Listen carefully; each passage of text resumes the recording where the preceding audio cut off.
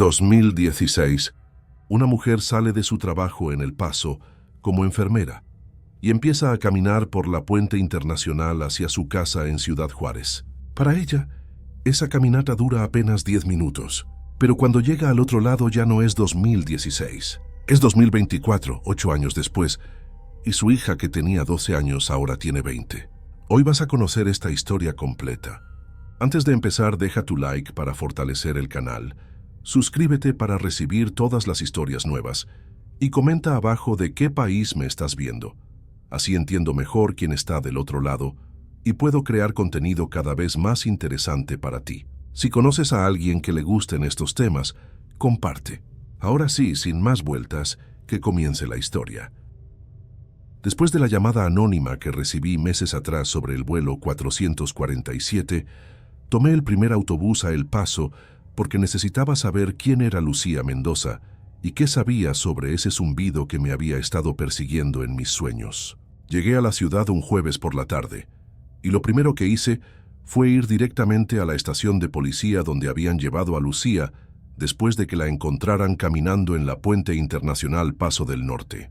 El oficial que me atendió me miró con desconfianza cuando le dije que era periodista, pero cuando mencioné el nombre de Lucía Mendoza, su expresión cambió completamente y vi en sus ojos algo que reconocí de inmediato porque lo había visto en mis propios ojos cuando investigaba casos imposibles. Era miedo mezclado con confusión, esa sensación de estar frente a algo que tu cerebro simplemente no puede procesar de manera lógica, sin romper todo lo que creías saber sobre cómo funciona el mundo. Me dijo que Lucía había aparecido exactamente una semana antes, el miércoles 19 de septiembre de 2024, caminando por la misma ponte donde había desaparecido 8 años atrás. Cuando la vi por primera vez a través del cristal de la sala de observación, sentí que el aire se me escapaba de los pulmones, porque había algo profundamente perturbador en la forma en que se veía exactamente igual a las fotos del caso de 2016. No había envejecido ni un solo día. Su piel tenía la misma textura, su cabello el mismo largo hasta los hombros, y estaba usando exactamente la misma ropa que llevaba puesta el día que desapareció hace 8 años. Era como si alguien hubiera pausado el tiempo para ella, mientras el resto del mundo seguía avanzando sin detenerse, y esa imagen me persiguió durante días, porque desafiaba todo lo que sabía sobre física y biología humana. Lucía Mendoza había sido una mujer común antes de desaparecer, una enfermera de 34 años que trabajaba en el Hospital Universitario de El Paso atendiendo pacientes en el turno de la tarde. Tenía una hija llamada Sofía, que en ese entonces tenía 12 años y vivía con su abuela materna porque Lucía trabajaba muchas horas para mantenerlas a las dos sola después de que el padre de Sofía las abandonara años atrás. Cada día era exactamente igual para Lucía, según me contó su madre cuando la entrevisté esa misma tarde en su casa, llena de fotos de su hija desaparecida y de su nieta que había crecido sin madre. Lucía salía de su casa en Ciudad Juárez a las 2 de la tarde. Cruzaba la Puente Internacional Paso del Norte a pie porque no tenía auto. Trabajaba su turno en el hospital hasta las 6 y regresaba caminando por la misma puente alrededor de las 6:30 de la tarde. El 19 de septiembre de 2016 fue un lunes común sin nada que lo diferenciara de cualquier otro día en la vida rutinaria de Lucía Mendoza. Salió del hospital a la hora habitual.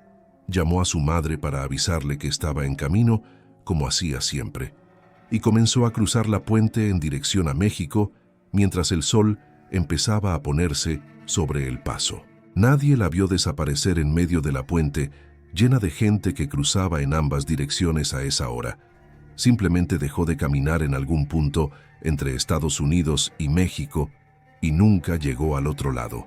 Su madre esperó toda la noche, llamó a la policía a la mañana siguiente y comenzó una búsqueda que duró meses sin encontrar absolutamente ningún rastro de Lucía ni de lo que le había pasado en esa puente. Sofía tenía 12 años cuando perdió a su madre y tuvo que aprender a vivir con el dolor de no saber si estaba viva o muerta, si la habían secuestrado o si simplemente había decidido irse y empezar una nueva vida en otro lugar. Yo conocía ese dolor demasiado bien, porque mi hermano menor también había desaparecido, sin dejar rastro hace 15 años, y cada vez que hablaba con una familia destruida por una desaparición inexplicable, sentía como si estuviera hablando con la mía. Pero el miércoles 19 de septiembre de 2024, exactamente 8 años después de su desaparición, Lucía Mendoza reapareció en la misma puente, caminando en dirección a México como si nada hubiera pasado. Un oficial de la patrulla fronteriza la vio caminando desorientada cerca del centro de la puente y se acercó a preguntarle si necesitaba ayuda, porque había algo extraño en la forma en que miraba todo a su alrededor, como si fuera la primera vez que veía ese lugar. Cuando le preguntó su nombre y ella respondió, Lucía Mendoza, el oficial inmediatamente revisó el sistema y encontró el reporte de persona desaparecida que llevaba 8 años abierto sin resolverse. La llevaron a la estación y cuando le preguntaron dónde había estado durante los últimos 8 años, Lucía los miró completamente confundida y les dijo que no entendía de qué estaban hablando porque ella había salido del hospital apenas 10 minutos antes. Para Lucía, solo habían pasado 10 minutos desde que salió del Hospital Universitario de El Paso aquella tarde de 2016, pero para el resto del mundo habían pasado 8 años completos llenos de cambios que ella no había experimentado. Le mostraron el calendario, le mostraron periódicos con la fecha, le mostraron fotos de cómo había cambiado la ciudad en 8 años, pero Lucía insistía en que eso era imposible porque para ella todo había pasado en cuestión de minutos. Cuando me dieron permiso para hablar con ella después de identificarme como periodista investigativo, lo primero que noté fue el pánico genuino en sus ojos cuando me miraba tratando de entender qué estaba pasando. Le pregunté qué era lo último que recordaba antes de aparecer en la puente, y me dijo que estaba caminando normalmente, cuando de repente escuchó un zumbido extraño que parecía venir de todas partes al mismo tiempo.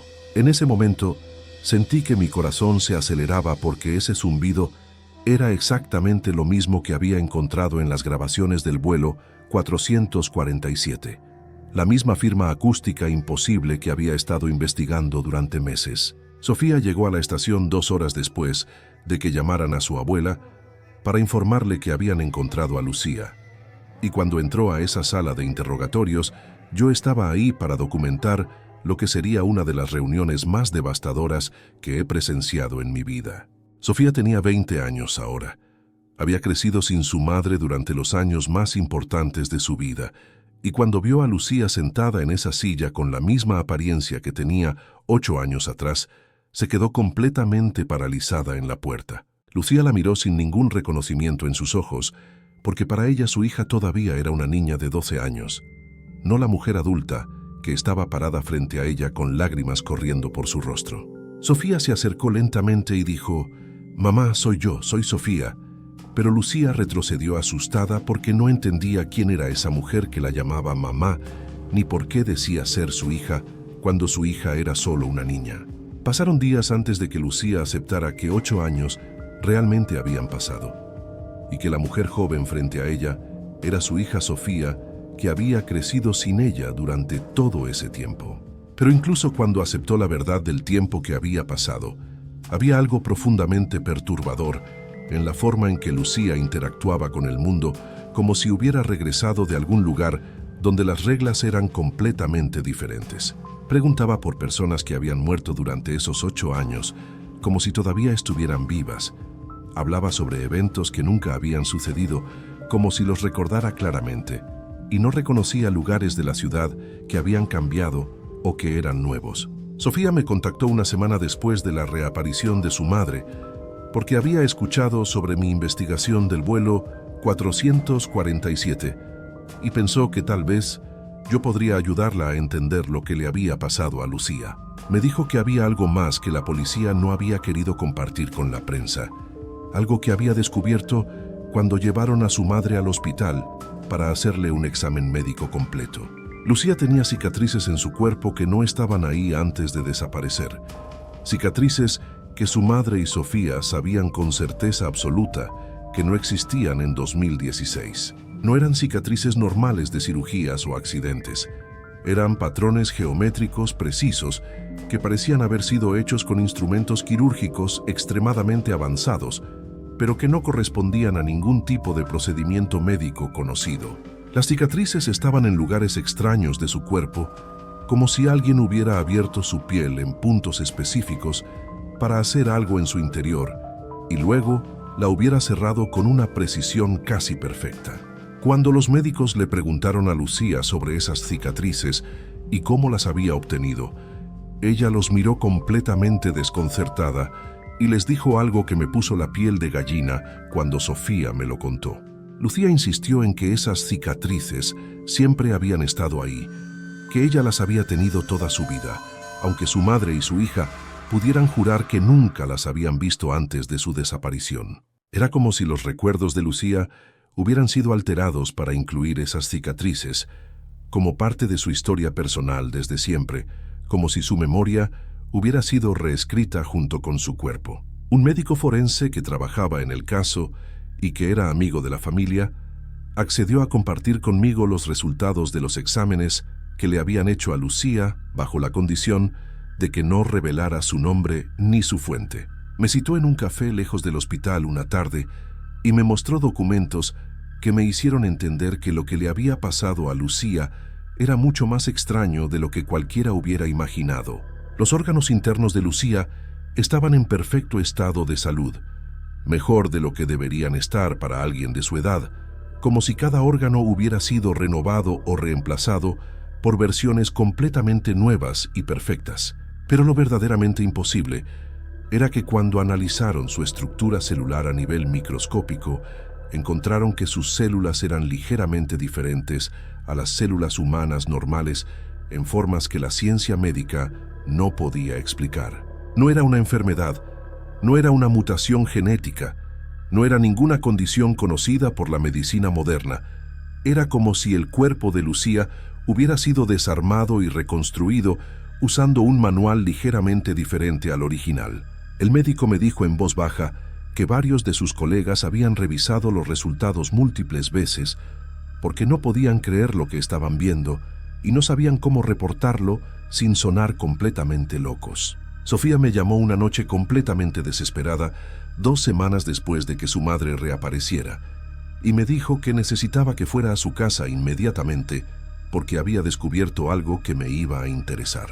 Cuando llegué a su apartamento en El Paso, Sofía estaba pálida y parecía que no había dormido en días, y me mostró su teléfono con un video que había grabado de su madre durmiendo la noche anterior. En el video se podía ver a Lucía acostada en su cama, moviéndose inquieta mientras dormía, y aunque al principio no parecía nada fuera de lo común, Sofía me dijo que subiera el volumen y escuchara con atención. Lucía estaba susurrando algo mientras dormía, palabras en un idioma que Sofía no reconocía y que no sonaba como ningún idioma humano que hubiera escuchado antes en su vida. Los sonidos que salían de su boca eran extraños, casi mecánicos en ciertos momentos, como si su garganta estuviera produciendo frecuencias que no debería ser capaz de producir de forma natural. Pero lo que realmente me hizo sentir como si me hubieran golpeado en el estómago fue cuando me puse los audífonos y escuché el fondo de la grabación con más atención, tratando de aislar otros sonidos.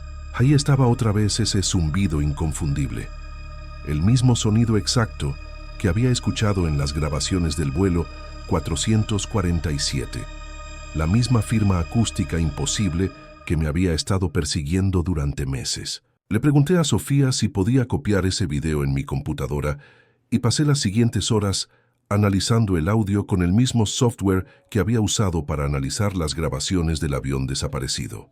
No había ninguna duda posible después de comparar las frecuencias.